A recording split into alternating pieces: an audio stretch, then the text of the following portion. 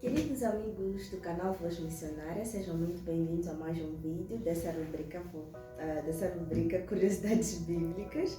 Hoje voltamos com mais um texto controverso, um texto às vezes mal interpretado, confuso, bem, que se encontra também no livro de Gênesis. Hoje vamos falar concretamente de Gênesis 6, 1 a 4. Antes de nós começarmos o nosso estudo, como é de costume, vamos fazer uma breve oração pedindo a companhia do Espírito Santo, tá? Convido-te a fechar os seus olhos, a baixar a sua fronte em reverência e orar a Deus. Oremos. Grandioso Pai, que nas mansões celestes habita, pedimos, Senhor, a tua companhia nesta hora para que possamos entender aquilo que a tua palavra diz. Senhor, que o teu Espírito que inspirou os antigos a escrever essa mesma palavra possa nesse momento clarificar tudo quanto iremos ler. Em nome de Jesus Cristo.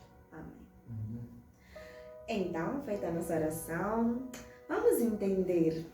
Vamos abrir as nossas Bíblias no livro de Gênesis 6. Como eu disse no último vídeo, a sugestão de orar sempre e ter uma Bíblia à mão. Então, vamos abrir Gênesis 6, 1 a 4, diz o seguinte. Como se foram multiplicando os homens na terra e lhes nasceram filhas, vendo os filhos de Deus que as filhas dos homens eram formosas, tomaram para si mulheres, as que entre todas mais lhes agradaram. Então disse o Senhor, o meu espírito não agirá para sempre no homem, pois este é carnal e os seus dias serão 120 anos. Ora, naquele tempo haviam gigantes na terra e também depois, quando os filhos de Deus possuíram as filhas dos homens, as quais lhes deram filhas, estes foram valentes, varões de renome na antiguidade. Bem, eu acho que muitas vezes, ou algumas vezes, alguns de vós podem ter se deparado com esse texto e se perguntar: mas quem são os filhos dos homens? Quem são os filhos de Deus? Será que os filhos dos homens são os anjos? Será que estamos a falar dos homens, dos anjos, seres de outros mundos? De quem se trata aqui nesses versos? Bom, primeiro, como eu disse no início do vídeo, essa é uma passagem que tem suscitado bastantes controvérsias no mundo teológico e que muitas vezes tem tido e que surgiram muitas hipóteses ou muitos argumentos para interpretar, ou muitas interpretações, né, para esse mesmo texto. Nesse vídeo eu vou falar apenas de 3 dessas interpretações e ao fim do vídeo eu vou falar, né, sobre a interpretação que nós, o canal Voz Missionária, adotamos. A primeira hipótese colocada como interpretação desse texto é a seguinte, a de que os filhos de Deus seriam os anjos. Aliado a este texto, são propostos muitos outros. É importante frisar que essa interpretação em relação aos anjos, diríamos talvez que foi a primeira interpretação dada, pois ela surgiu muito antigamente com os comentaristas judeus, com os intérpretes dos primórdios da igreja cristã. Eles é que defendiam, que trouxeram essa ideia de que os filhos de Deus tratados em Gênesis 6 pode sim estar a se falar ou está a tratar-se de quê? Dos anjos. Aliado a esse texto temos os textos de Jó 1:6, 2:1 e Jó 38:7. Bom, eu não vou ler aqui todos os textos que vamos mencionar por causa do tempo, porque não queremos que o vídeo seja muito longo. Então pedimos que sempre que mencionarmos um texto, o irmão pause o vídeo, que leia, que medite no texto, depois pode continuar vendo o vídeo. Aconselho-vos fortemente a ler os textos, para que, como eu disse, não fiquem muito presos ao que eu vou dizer, mas aquilo que o texto diz, e vocês podem ter ou tirar as vossas próprias conclusões à medida que eu vou dando as interpretações ou as hipóteses de interpretação desse texto. Como eu disse, alguns dos textos usados para subsidiar essa hipótese de interpretação, temos Jó, são os textos encontrados no livro de Jó, 1 de Pedro 3, 19 a 20 e um dos versos encontrados em Judas. Mas essa interpretação foi logo, posteriormente a várias interpretações, mais estudos da Bíblia, colocada por terra. pois vários intérpretes conseguiram entender que os contextos, por exemplo, de 1 de Pedro e de Judas não eram os mesmos contextos de Gênesis 6, 1 a 4. A segunda hipótese colocada é a de que é a chamada ou conhecida, né, de hipótese política, que diz que, olha, os filhos dos homens de que aqui falam e os filhos de Deus e as filhas dos homens de que fala o texto, estaremos a falar, por exemplo, dos nobres, dos ricos, daqueles que eram da nobreza ou da realeza daquele tempo, e que as filhas dos homens seriam talvez as plebeias, as moças pobres, vamos assim dizer, né, daquele tempo. Então, quando falam aqui de os filhos dos homens casaram-se, os filhos de Deus casaram com as filhas dos homens, fala-se aqui, segundo essa interpretação, eles dizem que aqui trata-se de casamentos de diferenças sociais ou econômicas, né, com diferenças econômicas, e que deram posteriormente, como vemos aqui no verso 4, origem a homens poderosos ou ricos, né, vamos assim dizer. A terceira hipótese que eu trago aqui para os irmãos é a hipótese, talvez podemos chamar assim, espiritual, que diz que os filhos dos homens, de que trata os versos do capítulo 6, são os filhos da descendência de Sete, o terceiro filho de Adão, e que as filhas dos homens seriam então as descendentes de Caim. Então, eles, nessa interpretação, dão-nos a entender o seguinte, que essa distinção entre filhos de Deus e filhos dos homens é apenas uma colocação para as duas linhagens que surgiram dos filhos de Adão. Seria a seguinte, a de que os filhos de Deus seriam os descendentes de Sete, o terceiro filho de Adão, e as filhas dos homens seriam as descendentes de Caim, o primeiro filho de Adão. Bem, segundo essa hipótese, as duas descendências, tanto a de Caim como a de Sete, permaneceram separadas. E assim a descendência de Sete tornou-se aquela que temia a Deus, ou seria a descendência temente a Deus, que manteve a verdadeira religião e o verdadeiro temor a Deus. Entretanto, com a união dessas duas descendências, a união que fala-se no verso 2 e que posteriormente mostram os descendentes no verso 4, é que teria rompido com essa verdadeira religião que os descendentes de Sete vinham carregando. Por causa dessa mistura, segundo essa interpretação, é que vieram esses homens poderosos. Esses homens poderosos ou esses gigantes de que fala o verso 4, não seriam necessariamente gigantes no sentido físico da coisa, mas no sentido do caráter que as pessoas tinham. Outra palavra colocada aqui para a tradução de gigantes é a palavra Nephilim, que alguns podem ter ouvido muitas vezes. E segundo muitos comentaristas, muitos intérpretes, essa palavra não assume apenas uma significação, um significado no sentido físico da coisa, ou no sentido de gigantes, é apenas referência a um ser grande em estatura, mas também pode referir-se à questão do caráter da pessoa, da violência que aquele povo demonstrava. Bem, eu já coloquei aqui as três hipóteses, que são as três interpretações que são colocadas para esse texto. Bem, existem algumas, como é que eu poderia dizer? Existem alguns contra-argumentos que são colocados para a primeira posição que eu aqui vos coloquei, sobre os filhos de Deus tratarem-se de anjos. Primeiro, como eu disse, depois de vários estudos posteriores, foi demonstrado que o contexto de 1 de Pedro, 3, 19 a 20 e do verso de Judas não tratava concretamente dos versos do capítulo 6. E eu repito, peço que os irmãos pausem o vídeo e que leiam esses textos. Nós não queremos ler os textos, ou até podemos colocar na tela, então os irmãos devem ler, devem meditar nos textos e depois continuar ouvindo o vídeo. Isso vai fazer muito bem para que os irmãos entendam o que é que os textos dizem e por que é que esses defensores desta corrente colocaram esses textos como base ou como eu diria, subsídio para a sua interpretação, para a defesa da sua interpretação.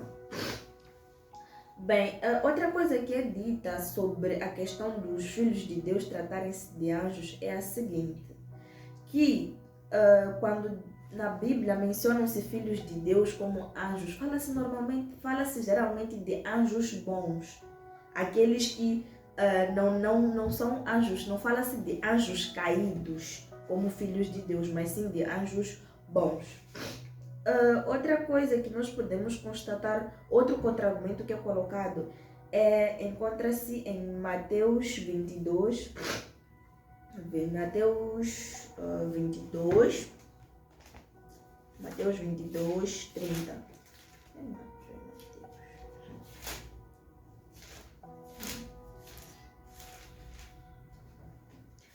Mateus 22, verso 30, que diz o seguinte: porque na ressurreição nem se casam, nem se dão em casamento, são porém como anjos no céu.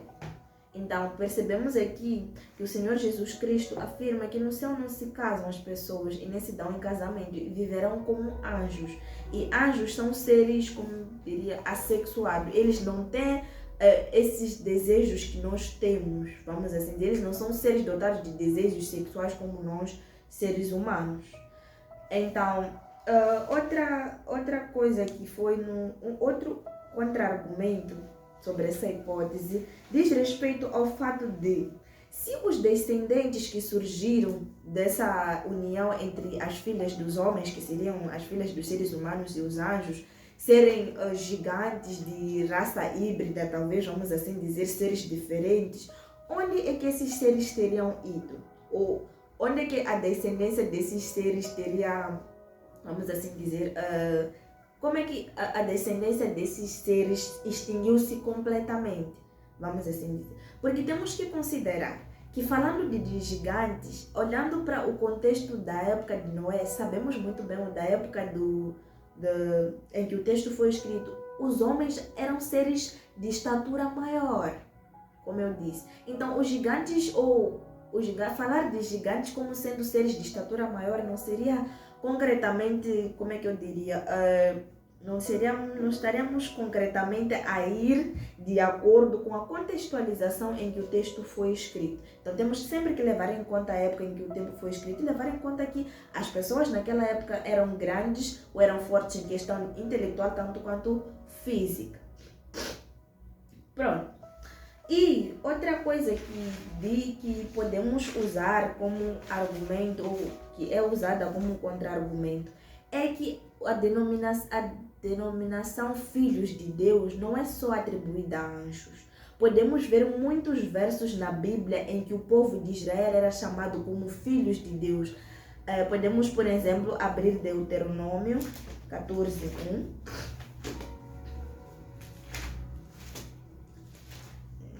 Deuteronômio 14. Isso, Deuteronômio 14:1. E diz o seguinte: filhos sois do Senhor vosso Deus, não vos dareis golpes, nem sobre a testa fareis calva por causa de algum morto. Filhos sois do Senhor. Em Êxodo 4:22 encontramos outro texto também, em que Moisés chama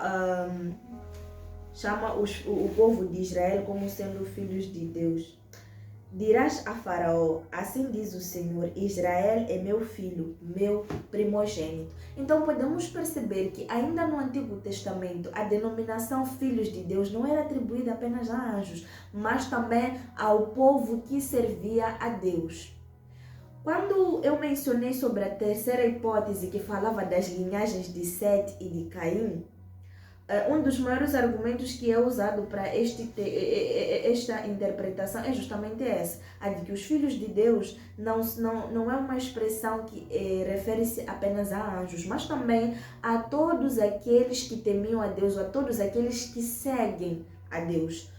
Podemos ver outros versos como João 1:12, João 1:52, Romanos 8,14, Romanos 8,16, Romanos 9,8, Gálatas 3,26, entre tantos outros irmãos, entre tantos outros textos que expressam que a expressão filhos de Deus não refere-se apenas a anjos, mas também uma denominação que é dada a todo aquele que é temente a Deus, todo aquele que escolhe seguir a vontade de Deus.